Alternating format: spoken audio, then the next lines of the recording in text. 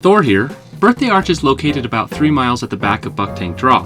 I was fortunate enough to get permission to go through private property so I could visit the arch from the top. However, most will need to enter from Bucktank Draw and make the trip on foot.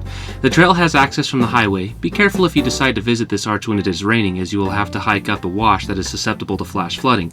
There's a small area on the side of the highway to park, and there's a gate that goes through a fence. Just make sure to close it so you don't let the cows out. The hike is fairly easy except for a couple of parts. I would recommend those who have mobility issues and very young children not make this trip. The arch is rather stunning, and I will admit it is significantly better if you view it from below versus on the top of the canyon. The area offers unique spires and tiger stripes. The arch itself is neatly tucked into a cliff. There are several other features you can visit on your way, such as a small slot canyon, a mini arch, but I was not able to access them from the top of the canyon. I don't have a lot more to say on this subject, so I'll stop torturing you with the birthday music and let you enjoy the rest of the scenic clips I took. So without taking any more of your time talking, this is Thor, signing out.